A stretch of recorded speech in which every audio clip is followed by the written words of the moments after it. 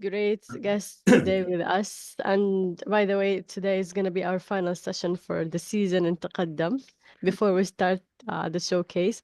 So we have Fatima Ibrahim with us and Bravo Sharifa. Sharifa. Yes, Yes, exactly. Yes, and they are here with us from Coach You. I'm very excited for the session. I don't know about you. So I'll leave the floor to them to talk to you more and have a small chat until everybody's here. Please, the floor is yours. Thank you كتير لك. Welcome you. It's our pleasure صراحة to meet you in person. We are very excited to show you, to have this session with you. And we would love to have all your feedback about this session. Regardless, it's good, it's met your expectations. We would love to hear your feedback. And I'm looking forward to enjoy the session and to get the knowledge and information you are expecting. Inshallah. فاطمة the mic معاكي. بس بدي اياك تخبرينا لما انه خلص لما يكون الكل جاهز او they are in. Let us know so can Fatima know انه to start her session. Until then Fatima, actually you can start. You Fatima, can you can start start whenever you feel like. The room is open. They're gonna join as we're starting. Yes. Okay. Thank you. All right.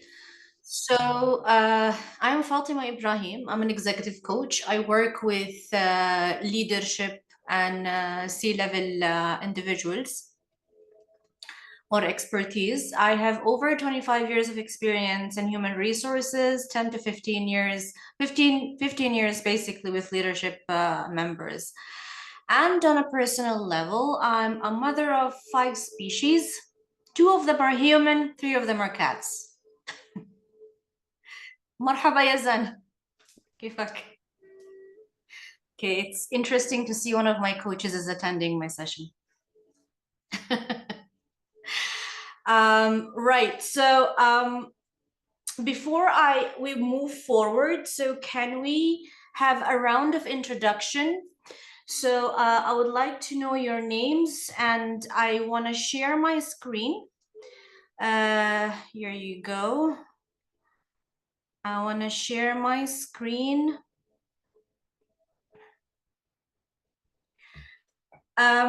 Your names, please. And I can't see you, by the way, so because I'm looking into the screen, so I want to know your names. What do you do? And what kind of expectations do you have from this session or from this workshop? And how do you feel right now? So you can see this tree with a lot of people in it and individuals with numbers. If you put in the chat, how do you feel right now? Providing that you tell me your name, what do you do and your expectations, please? We can start one by one. Yalla, everybody. I want to see the chat exploding. Yes, me. And Fatima, I think your notes are showing. Maybe we can switch the slides. Your next slides, yes. How do I switch that? I think you go to display setting in the middle. Let's try maybe again. Okay. As Fatima goes through that, guys, I want to see your responses in the chat. I know you're typing. That's why you're taking long. Okay. I'm sure. So how do I do it? Sorry, again. Share your screen. Okay. You're gonna get in the top display settings.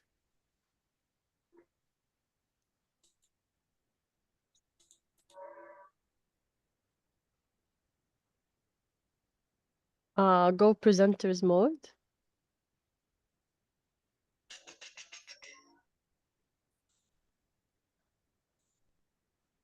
How do I do that?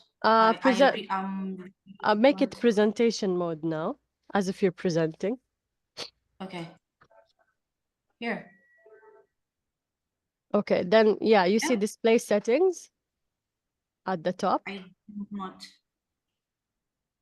Display settings. Here, yes. And then swap presenter.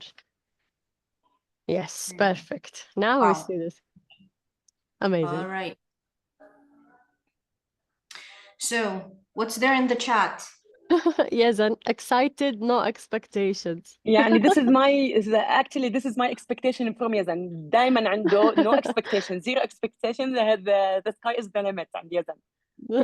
I think the happiest people are the people who don't have any expectations. Oh, yes, exactly. I can't see the comments, so I would request you guys to I can say do that. that. Okay. So Aidana from Portitech, startup, she said, digital concierge as a service. 20 is how I feel. 20, where is 20? That's nice.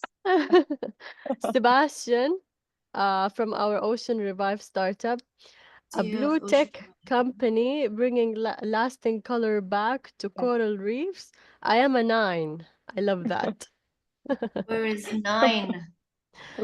Alan, co-founder of Bahja, Rent to Buy, will help newcomers to Saudi find a place to live, buy, and on their life estate journey.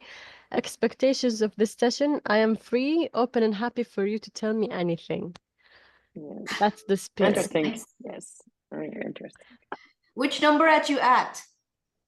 Alan, how do you feel? What do you feel you are Yeah. like? Always 11.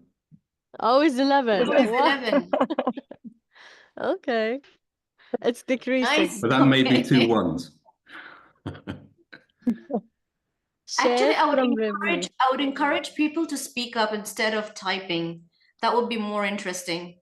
Yeah. Sheikh, maybe you Interactive want to session. say yours. Fine. So yes, that's Sheikh. I run a marketing platform for restaurants on delivery platforms, and I would say my number is 10. That's nice. I like that they're feeling young. I love that. Usually startups feel like, oh, I'm tired. I'm not feeling myself. You hear that a lot. I'm not feeling myself. Yeah. I like that you guys are feeling fresh. طيب Mundir, we didn't hear from you. From Blue Mal Capital. We are an alternative investment platform. I'm feeling more like 14. Oh, nice number. Yeah, taking a dive. I like that. طيب last, do you want to go for the last one, Fatima, or should we take more? Is there any more? Bara, how do you feel? Like 7 actually. Wallah. Oh, okay. Like 7. That's nice. Seven. Right. So it's just an exercise to have a touch and feel of how's the room doing, where you guys are in terms of emotions. I'm going to be going through the presentation mainly.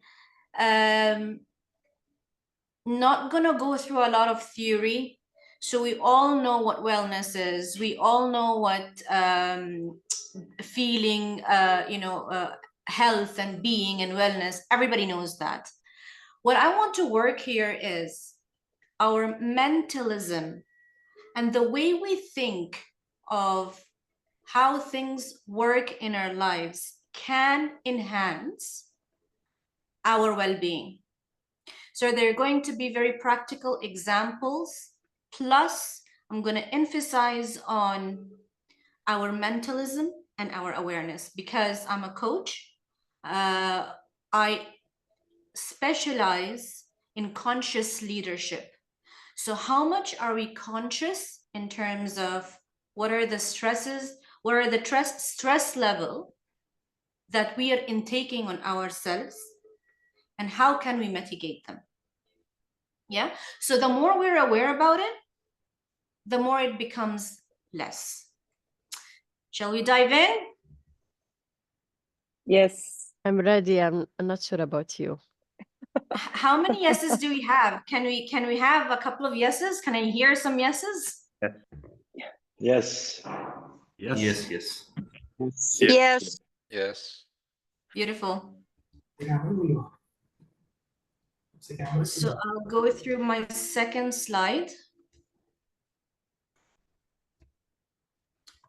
Okay. This is not pretty much working with me. Okay. So I'll start my day or start the workshop with the quote of Dr. Ihab Hamarna. He is a very well-known change maker in the Arab world. He works with a lot of leaders, mainly also his footprints are mainly in changing the way we work. So he says, a work environment always reflects the leader's awareness and the mentalism. A work environment or any project always reflects the leader's awareness and mentalism. How many people agree to that?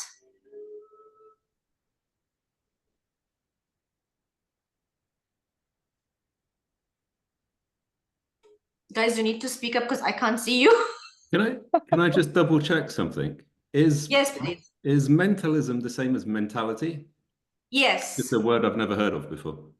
So yes. Okay. Yeah, absolutely. Yes. It's mentalism or the mentality or your awareness, your consciousness, how you think of the situation in front of you. Yeah? Yeah, I agree. I agree. Absolutely. So after this, I want to play, I want to introduce you to someone. I'm sure you guys know him. Oh my God. Who knows Nick Vujicic? I do. Who knows his story? Guys, feel free to unmute and speak.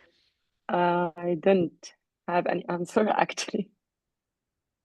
I mean, I don't know the answer of I think he was born without the legs and hands, but he's living a happy life. He has a wife and like 3 children or something, and he's making motivational like speeches all over the world, saying that even though you do not have legs and hands and everything, you can still be very positive and your life will be in what you give is what you get. Yeah, something like this. Exactly. So is there any tragic or bad incident or worse incidents than having a life without legs and hands? No, right? That's the most toughest thing that you can be born with. So I have a 1 minute play here for those who do not know Nick Vujicic, to just tell you his story very briefly. And then we're going to share some ideas in terms of what you have observed. What do you think? What did he say? Yeah?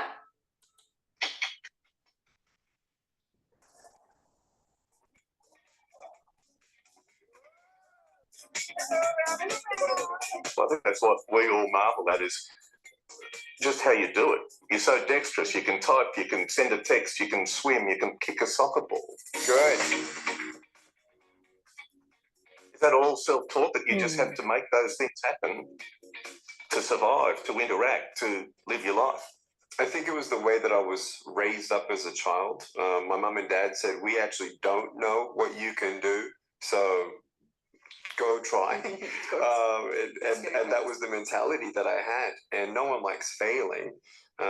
We all just want to succeed the first time, but that resilience was built in me, and that reframing of forward thinking to say, you know what? Every obstacle that I have is an opportunity to do something I've never had before, or learn something I've never known before. And so I'm thankful and give credit to my parents on that and that mentality. So as I achieve things, I'm like, got it. I may not do it the first time or the third time, but I'm going to keep on going. And actually, when I first saw Kiyoshi being born, the first line of thought in my mind was, how on earth did my parents do this? And my child, my kid has arms and legs. I'm like, what? So I can only imagine what really, I mean, they explained to me it was shock and fear and anxiety. And so going through that process together as a husband-wife was definitely challenging for them.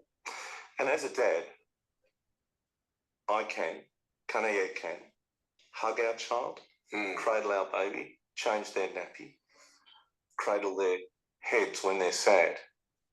You can't. I can't. Does that frustrate you? Does it make you angry? Do you go, I wish, I wish? It forces me to look for the magical moments when my children hug me, when my children agree to kiss me. I can't grab them, catch them, and force a kiss on them and tickle their neck. But then that's the coolest thing, where she helps me to do that, and she helps me to tickle and kiss our girls when they're running away from me. But no, it's even more sweeter knowing the maturity level of Kiyoshi. He knows that he's different. Okay. And so we find our own ways of playing games. He comes up with ideas, not just to have fun, but be affectionate on different levels as well. How have you articulated to him that I'm different to other dads? That this is me. I've got no arms, I've got no legs. The cutest story we can tell you, Peter, is when he was in kindergarten and I went to his school.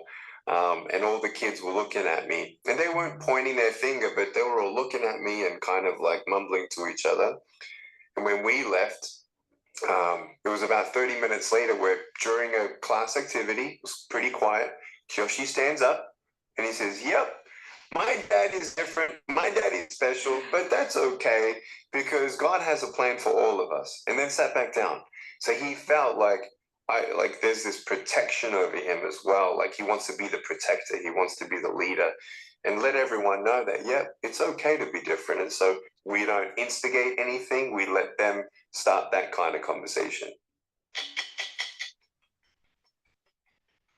Hello, I'm Liz Hayes. Thanks for watching. Okay. So back to the presentation. What did you guys notice? What did he say? What happened there? You can share voice notes. I What did you mean, the see? first thing he shared, and I think it's something that is relevant to our startup lives, is until you will try it, you don't know whether what you can do. And that's the first thing he shared about like what his mother said when he was born. And I don't know if the rest is relevant. If somebody have comments. I would say definitely his parental framework, if you want to call it that, where effectively it was given the freedom and also support. I mean, the encouragement really to go and find his way, and work it out. So I think, I mean, fair play to his parents. I mean, they would have been in all sorts of stress and heartache, I guess, originally, but to allow them to just go out and be a great person, it's wonderful. And he's obviously doing the same for his kids as well. What else? I think it's also identifying your capacity or abilities, your potential within your limitation, and acknowledging that, certain things may limit you, but, to then work within that framework. Absolutely. Absolutely. Basically, I share this all the time. I share this all the time to teach or to make people realize about there is no limitations.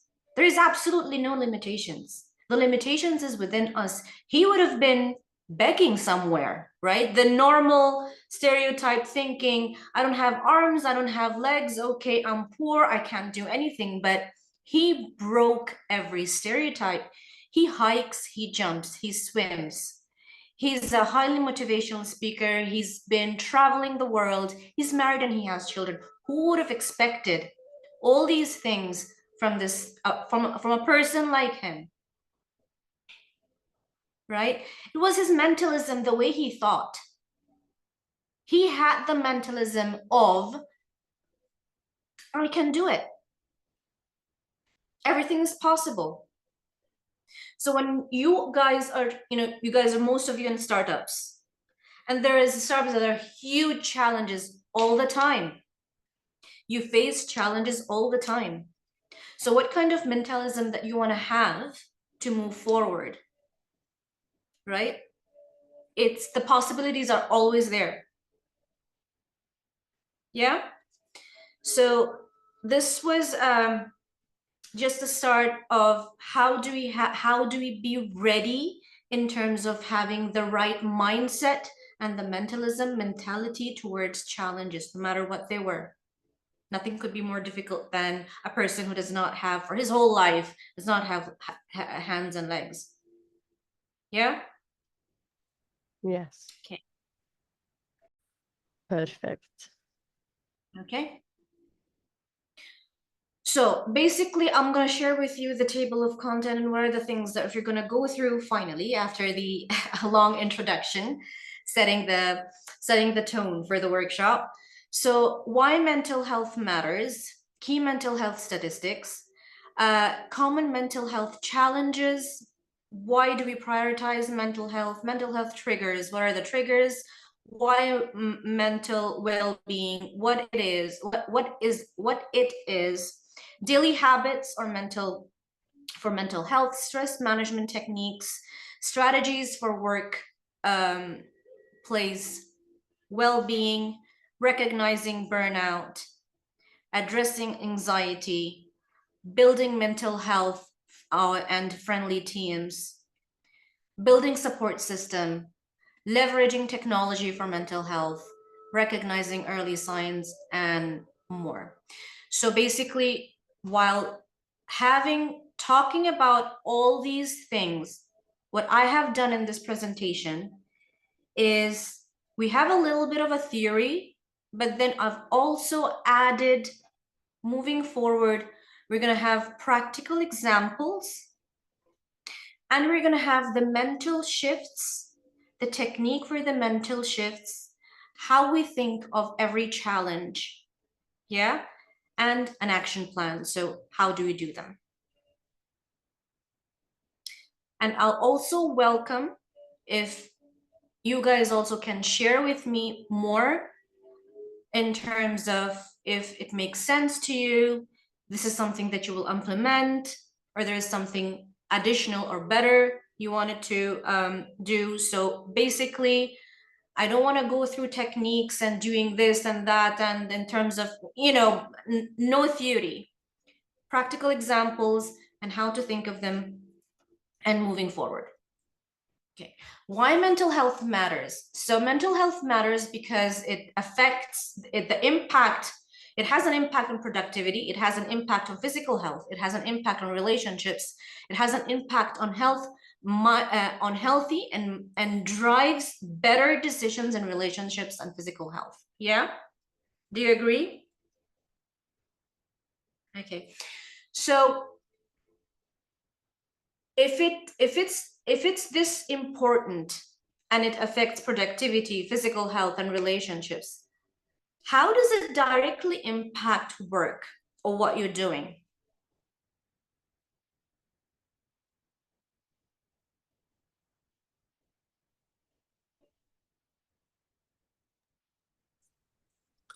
That wasn't a rhetorical question, right? So sorry? basic. so it improves the focus, obviously. That allows you to have a higher production when it comes, or productivity when it comes to work itself. Exactly. The other thing, and I think this is really important, it allows you to basically shift from the work hard to the rest and play time and things like that. It enables you to be able to switch between those separate modes faster than normal. Thank you. Actually, you finished my presentation. It's all about that. So yes, why I asked the question is it's mainly prioritizing mental health over anything else. because we keep on prioritizing and looking into the targets and looking into the outcomes and looking into the how, where we can get there, without prioritizing. If I'm not healthy, if I'm not physically healthy, my relationships are not good, my mental health is not good, I'm not going to reach there. Yeah. So practical examples and tips. So an employee manages work stress better by practicing gratitude and mindfulness, leading to improved focus. Attitude shift is adopting the mindset of growth. Self-compassion can reduce self-criticism and stress. Action plan, encourage weekly team check-ins where members share wins and challenges, fostering support. How many of you have a journal where they put things where they're thankful for?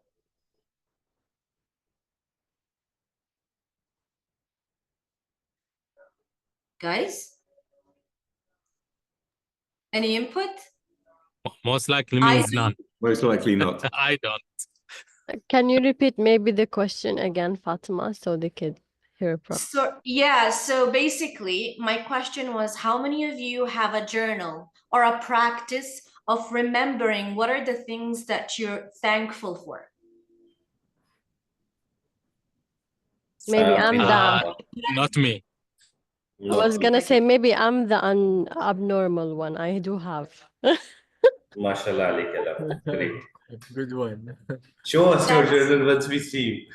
Yeah, so very Sometimes powerful this tool, can be guys. done in the beginning of the year or end of the year. Yes, And that's this is all part about of it. Nabil got me. Yeah. But it is a very, very, very powerful tool, guys. It is a very powerful tool.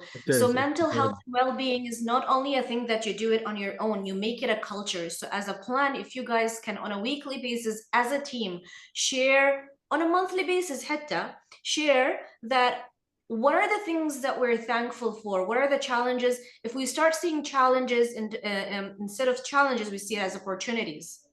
Instead of challenges, we see it things we can learn from. See the mentalism, how it shifts. We right? have Warid in the chat. She's asking, why is it powerful? Why is it Can powerful? I answer that? Can I answer Yes, please. Please do. that? Okay, so just a background. So you guys know that what I'm saying is actually reliable. I had a mental wellness startup called Nafas, a meditation app that helped over 1 million people in the Arabic region, and we exited to Labbeh. I'm sure you know Labbeh. The main reason why you need that positivity in your life, it's because how you will react to events in your life will really be huge when it comes from a positive mindset rather than a negative mindset. And this is one of the very, very annoying things that I had to struggle with at the very beginning of my journey, where when something bad happened, I tend to blame other people, I tend to blame circumstances, I tend to get demotivated in doing stuff. But if I see it in a positive mindset, it typically means that this is a new challenge that I need to face and fix or solve. And the reaction, because of the emotions behind that reaction, is very different. Rather than giving up, I saw that it is a way to motivate myself to try harder, for example. And this is my personal experience. Obviously, there's a lot of techniques and tools that help you to do such a thing. Part of it is basically teaching your brain how to see the good things. So the idea of listing stuff that you're grateful for, it's not really about just knowing what you're grateful for. It is one of the subconscious training tools to train your brain to spot these things even at your work, basically. Right, Saif, thank you because I have limited time. Thank you for sharing. That was very strong. I just want to do a very quick exercise here. Is when I asked how many people has a gratitude or a journal that they're thankful for, can we please write only 3 things? Only 3 things that you're thankful for. Really, really, really thankful for, right? So let me put it this way. We actually get very, very, very used to that I have eyes, I have nose, I can breathe, I can taste. How many people are thankful for the 5 senses? How many people are thankful for the fridge that we have? It freezes food for a couple of months. How many people are thankful for the bed, the warm bed that they sleep in? So please write down 3 things, whether in your journal, whether in the chat, whether you just just say it out loud to yourself, that these are the 3 things I'm thankful for. Can we take 30 seconds? Yeah?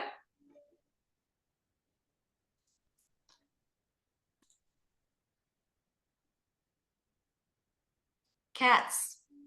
Nice.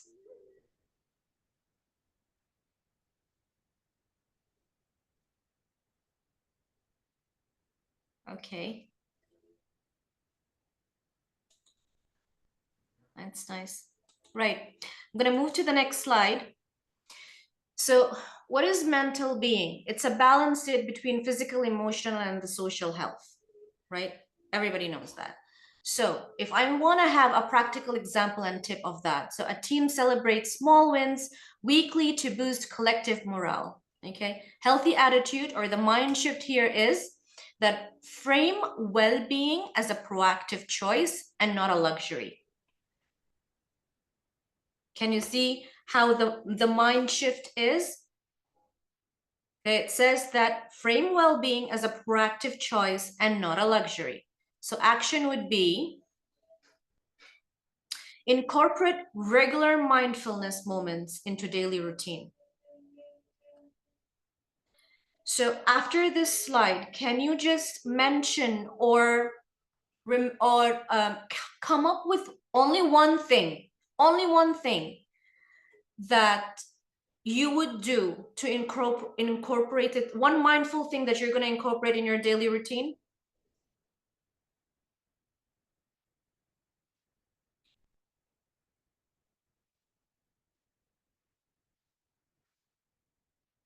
What can you think of? What is that one thing you can think of that you can incorporate in your daily life?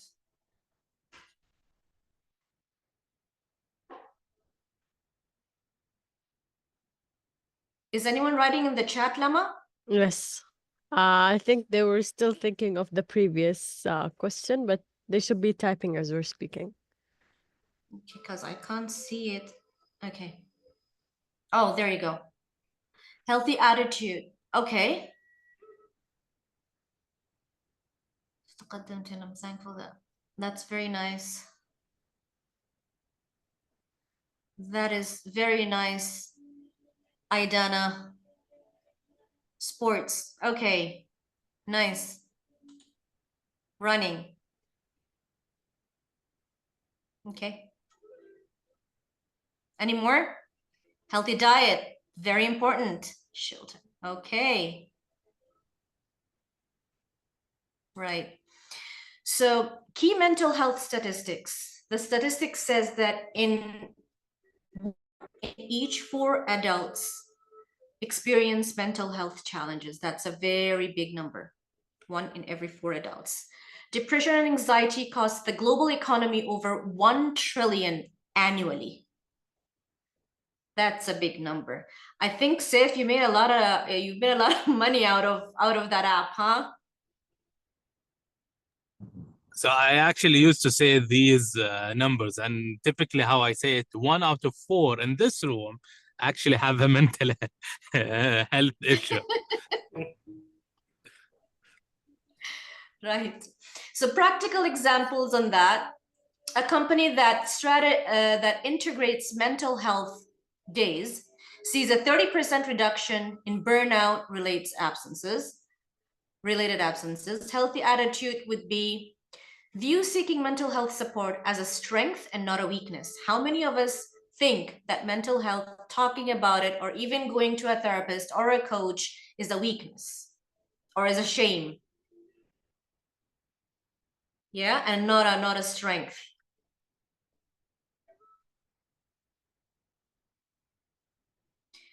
Action plan is to normalize the discussion around mental health throughout regular workplace and workshops. So I would really appreciate if you guys can still answer the question where I'm asking is how many of us still think that talking about mental health is a challenge, is a shame, or is a weakness? Yeah. Okay, we have one person says yes. Guys, maybe you want to raise your hand so we can count. Nabil, you want to say something? Yeah, I think now, previously, maybe there are people are more conservative and they don't speak, but I think now the culture has been changed and people are more open towards these things. In fact, the awareness now is a little bit higher. So maybe now the selection of the right people is the one that maybe people are looking for. Who is the right person? Who is the right coach? Who is the, these things. This is my opinion. I agree with you, but some people they still like keep it within themselves until they explode. Especially working, for example, if we have working moms, Yeah, the families who like, خلاص, I can't talk about it. I have no time for that. I'm just gonna keep my yes. life going until it's too late, Yeah, yeah. This is like, I think totally agree with you. Like people maybe tend to do it when they, okay, almost exploded, But with, I think with now more of, this awareness happening, people are interacting easy way also, like because of also now the virtual, you know, such of mental health sessions happening. So people are easy to talk with people that they don't know maybe. So it could be Yeah. done easier. So I think with the technology also helped to made it easier. Mm. And I think there's one more point I would like to add here. There's that one wannabe factor as well. People don't even know what exactly mental health problem is. If you look at the current Gen Z, everybody's trying to be have that cool factor saying that I'm depressed, oh I'm anxiety, I'm stressed. Habibi, do you even know the meaning of the word stressed and depressed? They don't even know. My friend is not talking to me for 3 days. My dog passed away. I'm depressed. I'm suicidal. I'm gonna die. So I think this is one factor. That's why the number is 1 trillion. Because if you look at your grandparents and the generations before that, there was no such problem, alhamdulillah. And the second problem is that the materialism that has been instilled into our lives is causing a huge depression and anxiety issues and the peer pressure because of the social media. Get yourself out of the social media. Stop comparing yourself with everybody. Everybody has been given set of ni'mah, set of blessings that has been already written for all of us. I cannot be a Bill Gates. I cannot be an Elon Musk. I cannot be 1, 2, 3, 4, 5. I can be what I am. Be acceptable of what you are and be happy within your skin. The moment you start comparing yourself with the 8 billion people around the world, you will never be happy. So I think this is the real problem, and I think we're not touching that point in the presentation yet. I'm sorry, but this is the reality. So maybe I think Fatma, you're going to touch those points as well. Thank you. These points are there in the upcoming, but you just said it very quickly. So the gratitude is here. The comparing, not comparing, is there. Being mindful is there. So we're just catching up in the presentation. It's 2 hours. And we have plenty of time to catch up on each and every point. But thank you. It was really, really, really powerful points that you've mentioned. Fatma, we have two hands raised. Should we yes, take please. Yes, Abdul please. Latif and then Sebastian?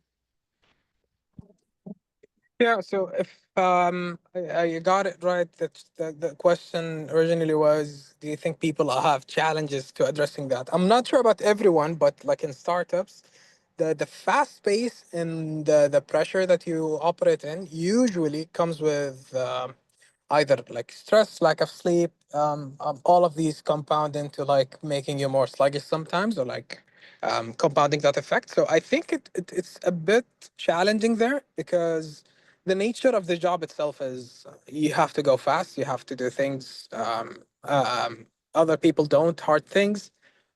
So it became the norm. So I think that's why some people don't talk about it, but it gets to a point some people have to like actually get some help, or like lower their workload or whatever. I just wanted to elaborate on that. Right. So basically, again, I'll go back to the mentalism. You don't have control. What are the things that you have control over, and what are the things that you don't have control over? Right? Our friend here, he just mentioned something really nice. Don't spend time on social media, don't do this, don't do that. So these are the things that we actually have control over, right? I don't have control over social media or the people who are there. Back to your example, I don't have control over the pace that people, the startups go through, but you do have control over yourself. You can find that time to breathe, meditate, or find that time to slow down a little bit, right? You will always have the time to slow down. It's your choice. It's within your control. Yeah, Sebastian, you wanted to say something? Yeah, I think, I mean, these days it's I think it became like also almost trendy to have coaches. But I mean, on one hand, it is a way to reflect on how you're doing it and also seek advice on how to improve, right? I mean, you may find this in your co-founders. You know, we got a lot of support from Taqadam during the last weeks, which, you know, it's just the feedback of like, how am I doing? You know, just you know, be constructive and see like, what can I improve to move forward? And I feel like the society has changed a fair bit. It is now more productive. It's more supportive, or at least you have the tools, and it means if you seek them, to support yourself.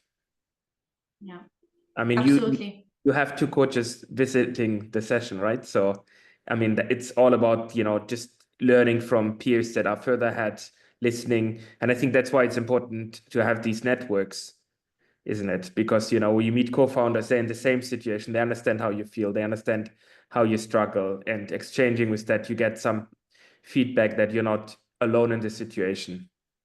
Absolutely, absolutely. So moving forward with the presentation, so we have common mental health challenges, which is stress, anxiety, and burnout. These are the things that we have mainly in common in the workplaces. So how do we do that? And depression, right? We spoke about it, isolation.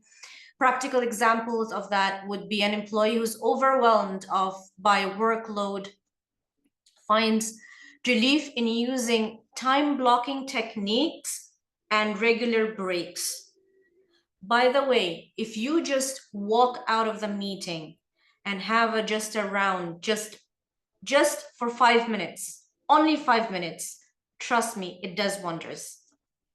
But you need to train yourself to absolutely shut down for 5 minutes. Block that time. And by shutting down, I'm saying not thinking of work, not thinking of the presentation, not thinking of, you know, the load at work. Just relax your mind. The attitude, the focus is, I'm overwhelmed. From overwhelmed to, I want to take small steps that I can take now. What are the small steps that I can take now? Instead of, I'm overwhelmed, I have too many things to do, I'm so stressed. It's like, cool down. We take small step at a time. Okay. Introduce journaling or tracking triggers and patterns and emotions. Journaling is again a very, very, very very powerful tool where you write down your emotions, you write down your triggers, you write down in every situation, if this is triggering you, you ask yourself, why is this triggering me? What happened that's triggered me? So when you see things, when you see your feelings written down, a lot of things come out. Yeah? Why prioritize mental health? Because it boosts emotional resilience, decision-making, teamwork, reduces risk of chronic illness and absenteeism. So practical example for that is a leader models mental health by sharing their self-care routine, engaging team participation. Attitude is replaced mental health in personal with mental health is a foundational. So it's something, it's like food, drinking water, breathing. So mainly make it a priority, make it a foundational thing in your life. Once you have made it a foundational thing in our life, so let's say we pray 5 times a day, Muslims pray 5 times a day. It's so foundational, no matter what happens, you will find that person going and praying, taking out that time and going and making their prayers. True or not true? Whoever believes in 5 times of prayer, they do take out the time because it's so foundational for them, right? It's the same thing. Make it so foundational that you make that time out and you take that little time for yourself as well during the day. Action plan is create a culture of praise and acknowledgement for mental wellness initiatives. Okay, so this is creating a culture of praise and for mental wellness and initiatives, but I want to ask here, how many of you thank themselves for doing things good? Themselves, not their teams, themselves. Have you ever considered that, thanking yourself, giving a tap, well done? Or go buy gold for your stuff. Gifting yourself. Yeah. Treating yourself with something nice. It's haram. I can't buy gold for myself. No, you go for dinner, Abdul Latif. You go for a trip that is well deserved, you know. This is how you thank yourself I'll sometimes. just buy a Mercedes. Thank you. I think there's one point here, if you don't mind, I would like to add. I think in both the slide and the previous one, there's one point I believe we're missing out. I mean, if you consider how the corporate culture is generally prevailing across the world, it's actually quite hypocritical, because if you look at the mental health awareness and foundation, everybody says exactly what you're mentioning here, by the way. However, if you look at the reality, which is actually causing the mental health and stress, is actually perpetrated or being caused by the organization itself. And one major point here is the corporate politics that actually brings all that stress and anxiety. The second part is you mentioned about the burnout and the work stress. It comes because I haven't yet found, worked in an organization personally in which I found that there is a justified distribution of work. So what happens is that 20% of the people are having 80% of the load.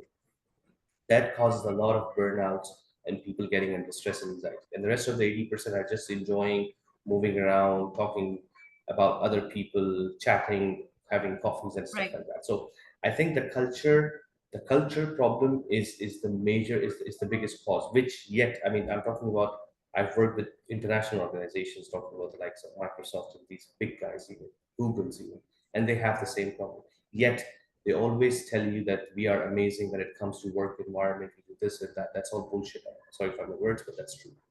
And same goes with the organization, either it's in Saudi or in GCC or any country in the world.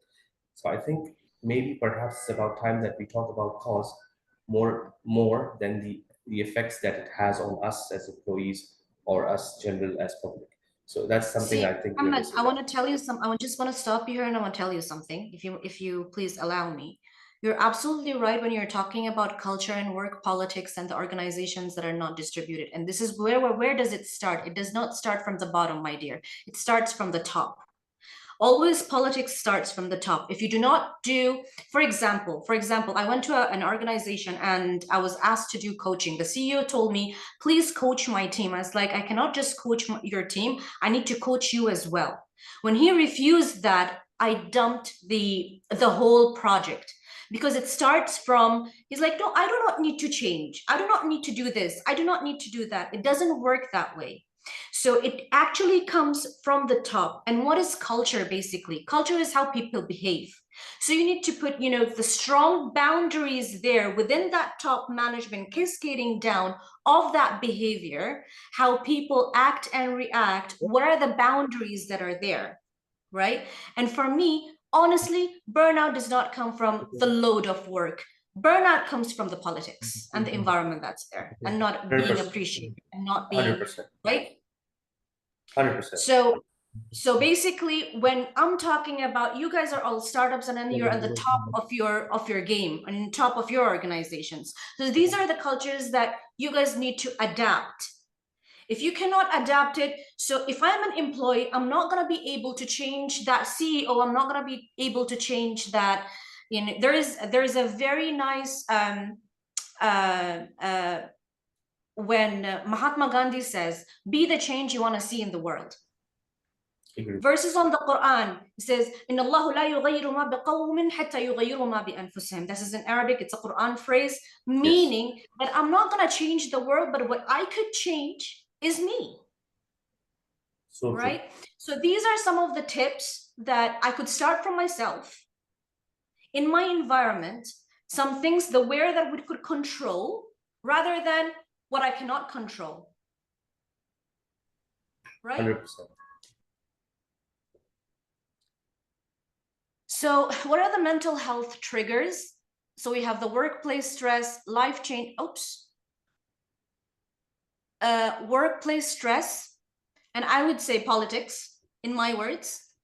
Life changes, so there are some major changes that happens in life, right? And unhealthy habits.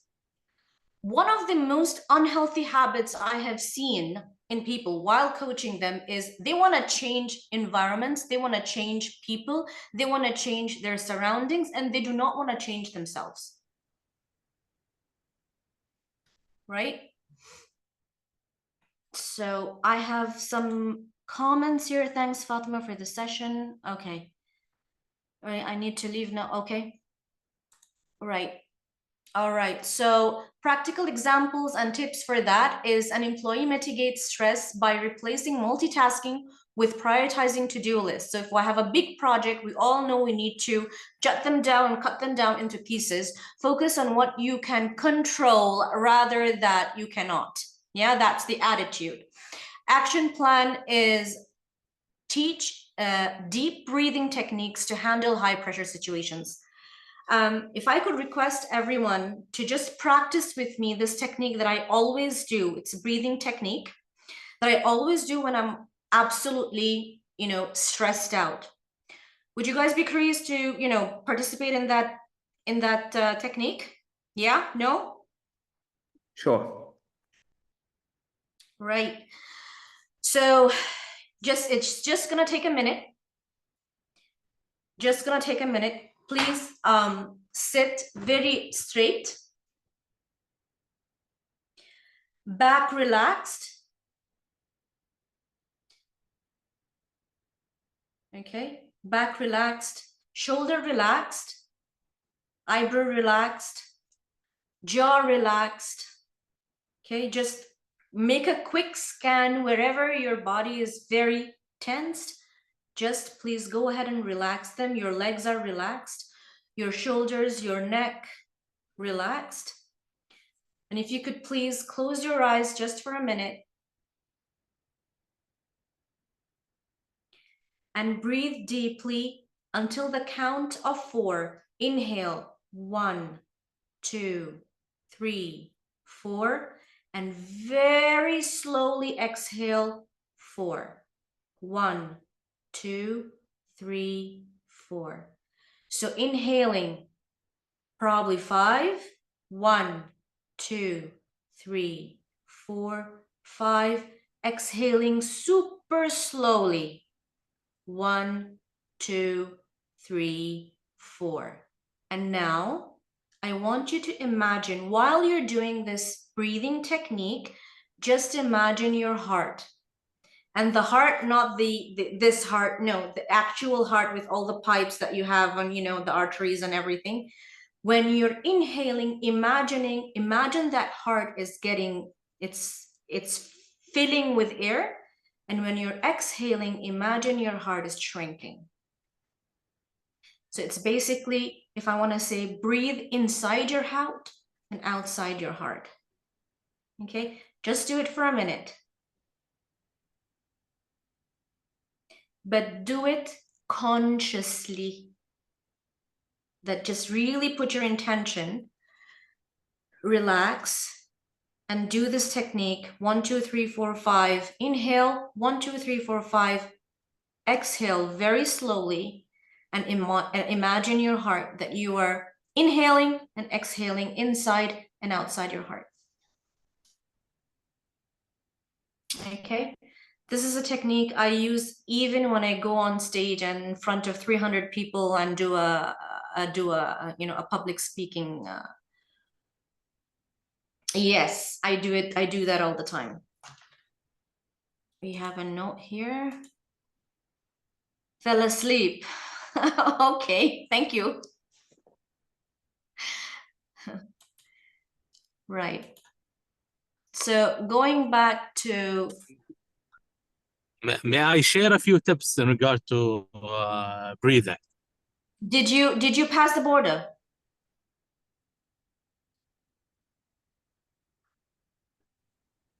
Huh? No. He's on the run. He's on the run. Okay. I got disconnected. We hear you safe. So I'm not the one who disconnected.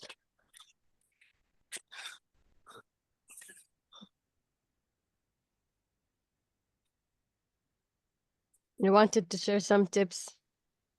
Yeah, so a few tips in regard to breathing. So number one, it's very normal at the very beginning to feel sleepy. It's because your brain or your body isn't really used to getting that amount of oxygen, and with time it will feel better. Do make sure that you set up with a back and put your hands in your lap. In that way, you're gonna create some stress that will keep you a bit awake compared to just laying down, so you don't fall asleep. And the third thing is breathe from your nose and exhale from your mouth. It makes it much easier and better to get the most effect. If you're able to do it for 20 minutes every day, that would be amazing, but obviously a lot of people will not be able to do that at the very beginning.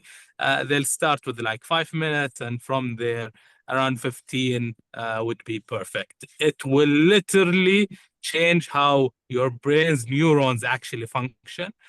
So you're literally rewiring your brain while you're meditating. And it is very normal for you to get distracted. That is actually part of the process. Right. Thank you, Saif. This was very valuable. But I would suggest while you're in the office, because you need to keep your energy inside, not to breathe from your mouth. So the breathing is from your nose only, because that preserves energy, that preserves energy in your body. Yeah, just when you're in the gym, you're like, you're doing like this probably because you're taking the weight or you're running, or so there is no energy anymore, so you're breathing from your mouth as well to take more oxygen, right? So that's why, well, in a very stressful environment, it's better to just breathe from your nose and slowly. So the daily habits for mental health moving forward, we have, what are the habits that we need to do while maintaining our mental health? Being mindfulness, exercise, healthy eating, consistent sleep. How many of you is practicing this or have this incorporated in their lives? Healthy eating, exercise, mindfulness. Mindfulness is actually being present and counting your blessings, or the things that you need to be thankful for.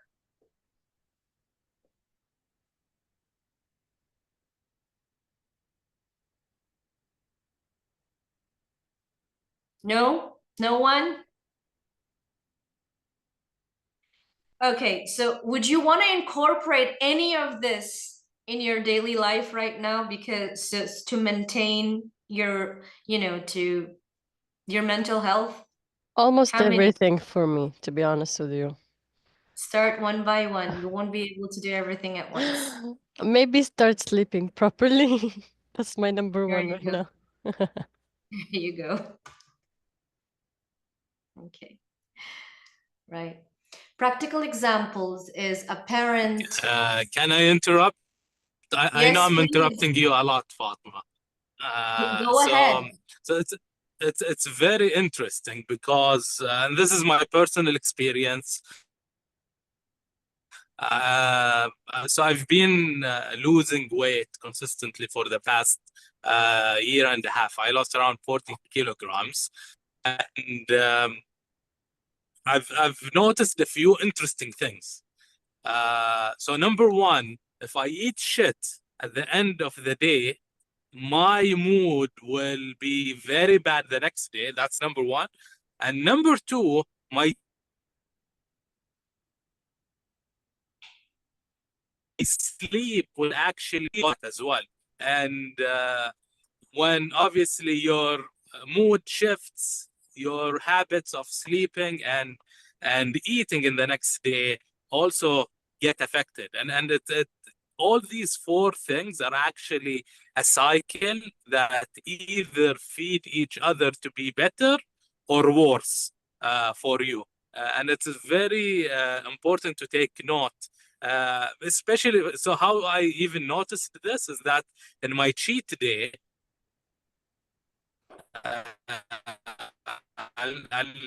but the next day I'll feel shit. Mainly because I didn't sleep well and I didn't, and my mood just is off most of the day. Once I'm back to the diet, everything gets better and better and better. That's interesting. That's why I have made my cheat day something that I like, but that I don't overeat. But I still have it. So I don't go 100%. I go 50%. That could be something. I agree. I agree. Okay. So let's go back for the example, practical examples and tips. So a parent balance work and family using 10 minutes morning meditation, healthy attitude, replace I don't have time with I prioritize what matters, right? So I usually work with a lot of mothers, and they have this guilt of I do not spend enough time with my children. And I always tell them it's not the quality, it's the quantity. Even if you prioritize it like 1 hour every day and you do the activities that your child like and not what you like, that's going to make a lot of difference. Okay. Action is encouraging morning affirmations like I am capable, I am focused, and I can make, and I'm resilient. Stress management techniques, what are the things that we do to manage our stress is break the tasks into manageable parts, practice gratitude. If you have noticed, gratitude is being mentioned in a lot of areas. So if it says anything, it means it's a very powerful tool. Relaxation techniques, practical examples and tips. A manager uses progressive muscle relaxation before a challenging meeting. I personally did that. I personally did that in one of my meetings with my team. I had them start stretching a little bit, stretching their necks, stretching their shoulders, you know, some exercises here and there. And then we had the performance meeting. And it was very challenging, but it was very playful as well. Healthy attitude is approach stress as an opportunity to practice resilience. Action plan, incorporate focus 5 technique, list 5 actions for the day to maintain clarity. So you don't want to do everything. Just if we can focus on the 5 main major things that we could accomplish during the day, that would be perfect. Strategies for workplace well-being, flexible hours, open communication, wellness spaces. So one of the colleagues here, he mentioned that it's the culture, it's the toxic environment, it's the work distribution, and so on. So you guys have lived that, have been there. So my invitation to you is, since you are the leaders of your own organization, make a space. Be mindful of making that wellness spaces for your team, so they can just go there and do nothing. Relax, rest, yoga, breathe, whatever it is, be mindful of that. This is how you're going to create a better culture. If you're part of an organization and you cannot do it, you know, for everybody, do it for yourself. Create that space for yourself or for your team.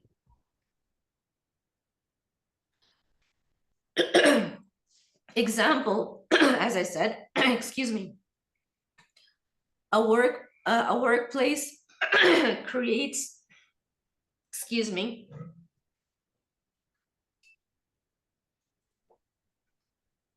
a workplace creates quiet zones, increasing employee satisfaction by 40%. Healthy attitudes, view mental health strategies as an investment and not an expense. Action plan, schedule monthly wellness check-ins within the team. In Nokia, where I'm working right now, I have scheduled a meeting on a monthly basis, and I call it the HR day, where I invite employees just to check in on them and just, you know, to ask how they're doing. So they book 30 minutes meeting with me, or I book 30 minutes meeting with them just to ask them how you're doing today. Yeah, sorry, I have a question here. Yeah. Who do you think the person that should schedule these meetings? So you have HR. If you are a head of department, I'm not going to talk about human resources. If you're a head of department, you schedule the meetings with your team. Just have a heart-to-heart discussion. How are you doing today? Yeah, what are the things that you're going through? yeah, but do you think like being plus or minus their boss would let them like talk to you if they have like something personal going on or anything? Well, you need to show some vulnerability for them to show some vulnerability. It starts with you. Open that space for them. So you don't just call them and, hey, talk about your personal life. No, it doesn't work that way. So it's a process. It's a process of being close to them. It's a process of you sharing something really personal with them. It's a process of, you know, opening up you first so they can be able to open up to you as well. So when you book that time and just chat with them and just, you know, just ask how they're doing, that's really, really, really amazing. And I've been through organizations like that. And honestly, it really depends on the manager or the leader or the head of department. Oh, okay, thank you. Yeah. Oops. Recognizing burnout, so emotional exhaustion, loss of motivation, decrease of performance. These are the key ways how you know that there is a burnout. Sometimes there's increased absenteeism. People are not showing up. People are not talking. They have attitude shifts. They don't deliver. So these are the top ones. But however, there's a lot, right, that you can recognize and see, okay, why aren't they coming to work? If there's an burst out. Oh, there is something in the chat. How do you handle when it gets really personal because of this friend workplace attitude? Clear communication. Very clear, honest communication with boundaries. And not attacking the person, but not attacking the person, but talking about the issue or the action itself. Make sense?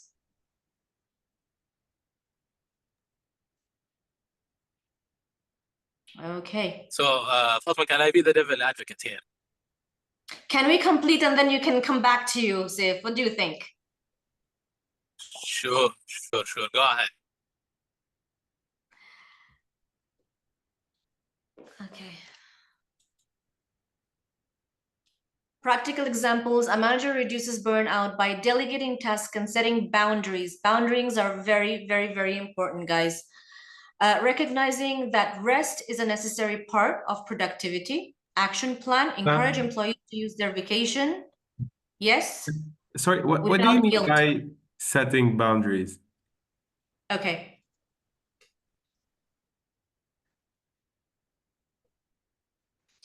You need to know when to say no. That's one boundary. I have seen one of the managers, no matter what happened, he left at 6 and he would shut down his laptop and he does not answer any phones. And he was one of the really effective directors. It's like, I have 9 hours, 8 hours at work. I can do whatever needs to be done there at work. I do not need to take work at home. These are boundaries. So the team knew. Yeah, just to think safe here and others can relate.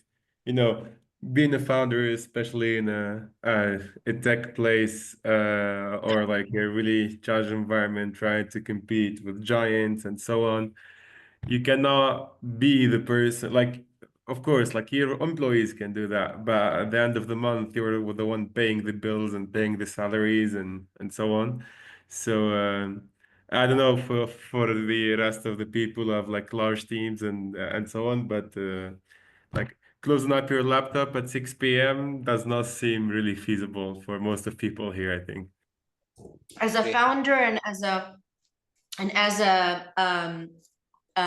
a leader of a company, you can put your boundaries on, I do not answer emails from 6 a.m. till 9 a.m., for example. This is my time. As a boundary could be, this is my family time, you're not allowed to interrupt. It could be just 1 hour a day, but these are boundaries that needs to be respected. As a boundary could be anything that keeps your mental health and your priorities on the top. It could be anything. It's always, these are the boundaries, these are the things that you can control. Okay. Yeah, thank you. You're welcome. And one of the very beautiful things here that here as a company, they're saying, you know, encourage employees to use vacation time without guilt, right? How about you take half a day off without guilt? Only half a day without guilt. You're saying, I'm a founder, I'm a this, I'm a that, I have to pay bills. I think you can spare half a day. How can you sleep at night without guilt? Because you really get tired, right? You don't even feel that you're sleeping, you're so tired. But that's also time off. The key is, how can you do it consciously, that I'm taking this time off without guilt? That helps.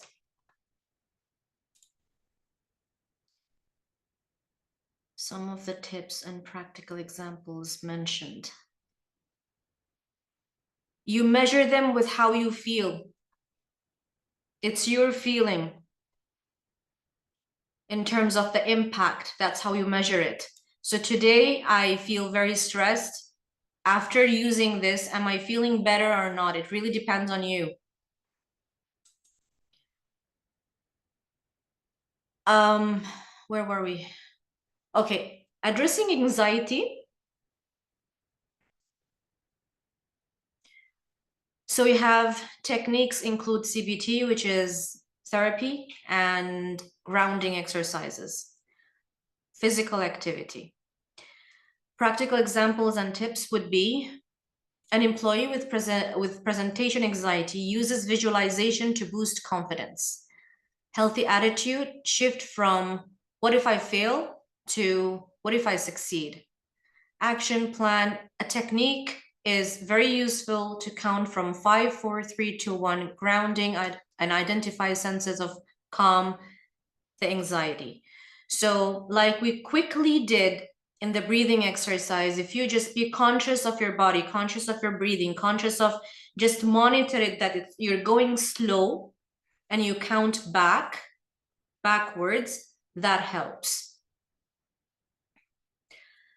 Building mental health friendly teams, conduct wellness check-ins, we've spoken about that, provide counseling, organize mindfulness workshops like we're doing right now. Practical examples and tips would be a team starts meeting with 3-minute mindfulness practice. See, these are the examples that are actually available to us. And these are examples and practical tips that are actually really available to us. But how much as you and me as leaders, do we want to practice them? Do we want to go outside of the comfort zone and do them? Do we want to go outside of the norm, outside of that culture, outside of that barrier, the boundaries, and actually do them? So I have not seen a team that starts meeting with 3 minutes mindfulness practice. How many of you do that? Sorry, how many do what? How many of you start a meeting with 3 minutes mindfulness practices? Like probably none. Yeah, Exactly. but that's actually very interesting to try. Exactly. So solutions are there. It's always there. It's how much do you want to implement? How much do you want to adapt?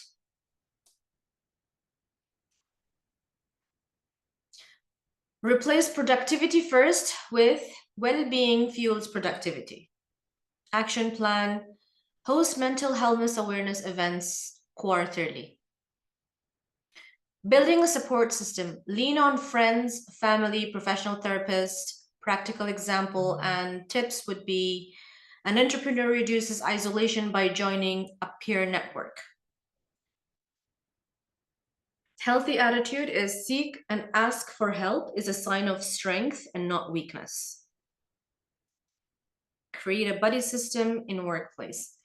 So how many of you sees seeking help as weakness and not a strength?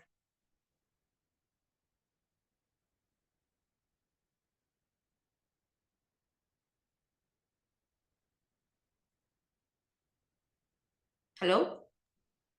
Does that mean like I choose one person and just go along with this one person for like a period of Just time? seeking simply help. You guys are entrepreneurs, you guys are CEOs, you guys are, how much do you think that, oh, I can do it all? Instead of saying, you know what, I'm so stressed out, I think I need help.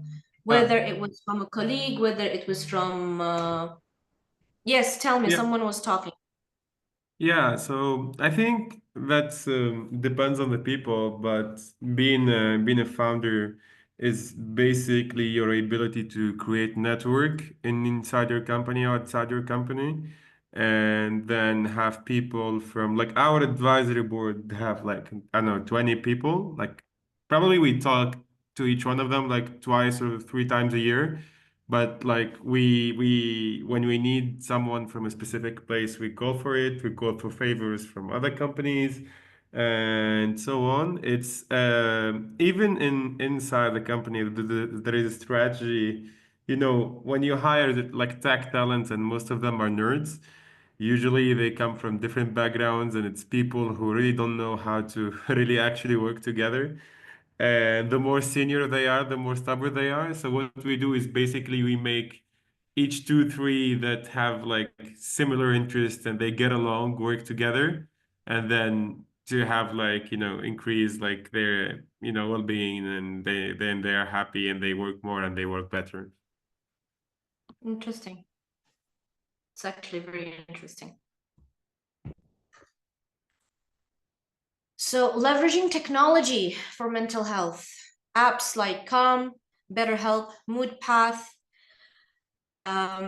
Example is a remote worker reduces stress using daily meditation reminders. An attitude would be embrace tech as a bridge and not a replacement for human connection.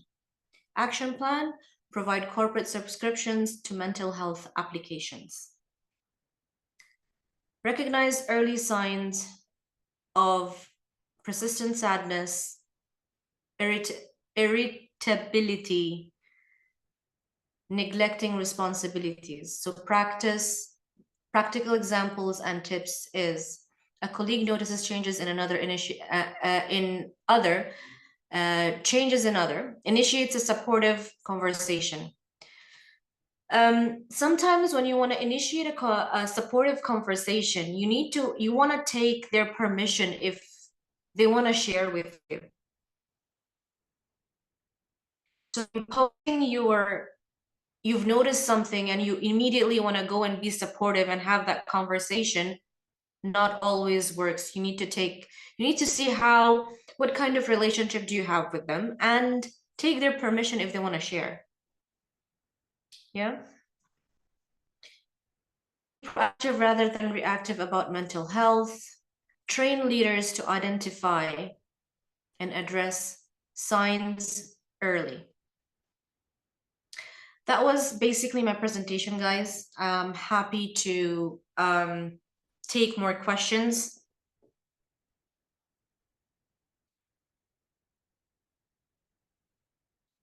And take your feedback. يعطيك العافية فاطمة. Guys, Thank you a lot, Fatma, for the presentation.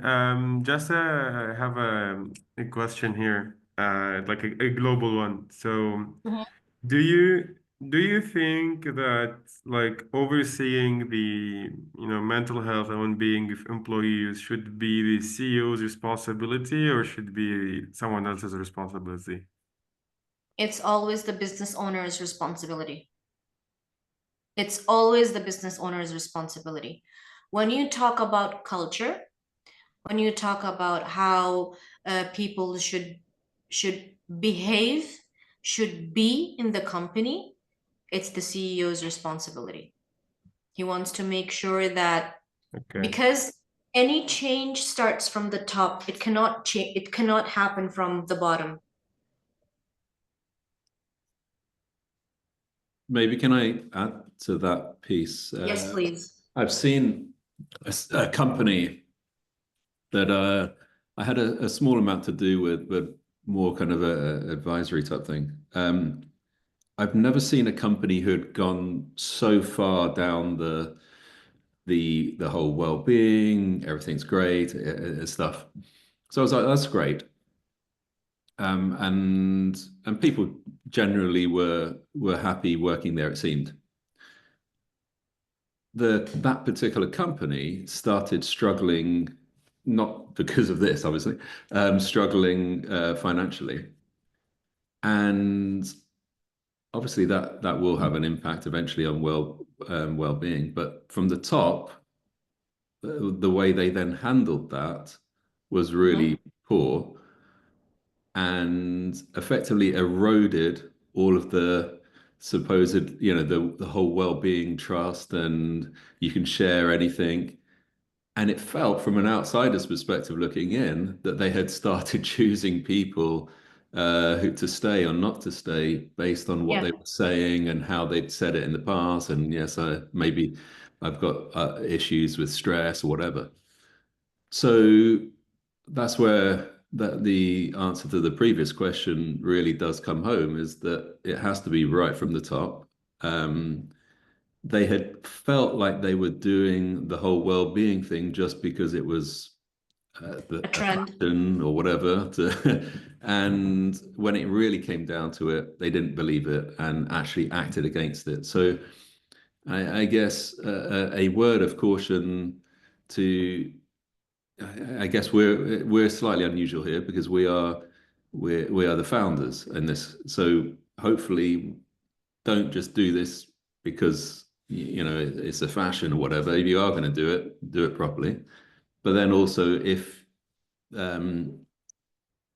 it's easier to knock things down completely. So if you've got employees and they're going to be helping build the company, at the end of the day, it has to be built up, that trust, and it's so easy to knock down. So I guess just a word of caution as to all of us.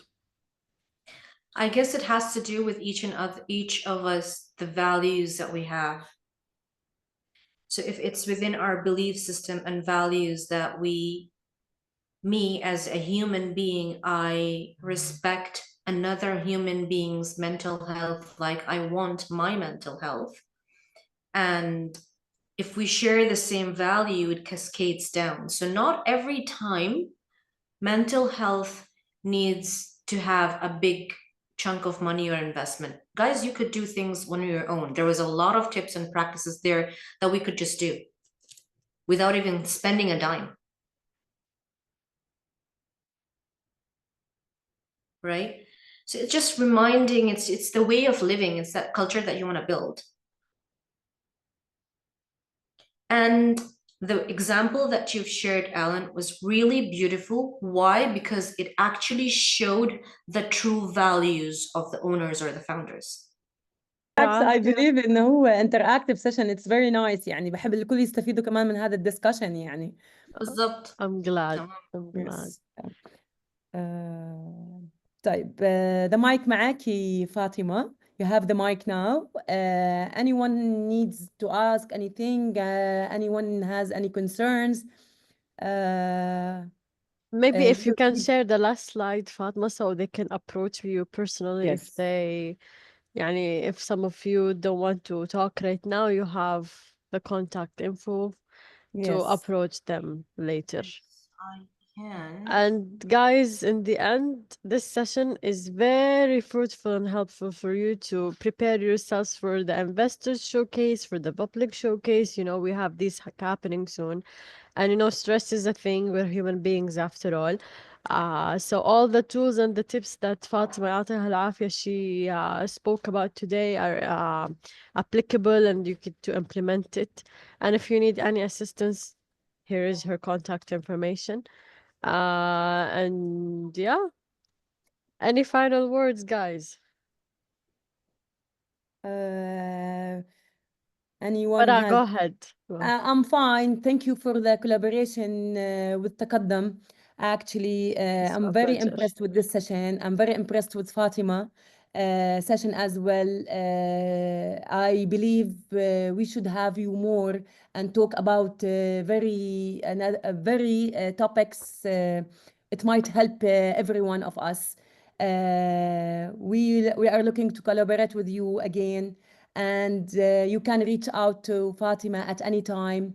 Thank you كتير لكم. And that's it. Well, thank you, Bara. Thank you, Thank you, Lama, and thank you everyone who've attended. Thank you for the interaction session. And I felt that everybody spoke their heart. They spoke what they really felt. And thank you, Saif, for being there and speaking of everyone on everybody's behalf, what they're feeling and how they're feeling and what they are exactly. And as I was saying to Coach Yazan, that it's actually a consciousness stage where it needs several sessions to be that and be there. There's a lot of things, whether it was traumas, whether it was the mindset. And this is why I always start with consciousness or the mentalism. How do you see things? Because everybody has the definition of their reality, and that actually becomes that reality. Yeah. And Coach Yazan beautifully said it, that you are the creator of your reality, and that boils down to the mentalism of how do you want to see, you know, قانون المنتalism and قانون التطابق. I don't know how what it's said in English بصراحة. But I'm not into it. Yeah. And thank you all. Thank you. Thank you all. Thank you, Fatima. Thank you. Again. Thank you, Thank you, Fatima. Lama. Again. Thank you, Thank you Coach for the tips team. and Wallah. knowledge. Thank looking you forward to guys. having you here. Wallah, it's a very great session يعني. Let us know more if you need any further assistance or any topics you need to talk about it. And thank you. Thank you. For sure. Wallah, thank you Thank you. everybody. يعطيكم العافية. Thank you, Yeah, Coach Fatima. Thank you so Get to much. see you Yeah. إن شاء الله Salam. soon. For Inshallah. sure. مع Thank you, السلامة. guys. Take care. Bye-bye.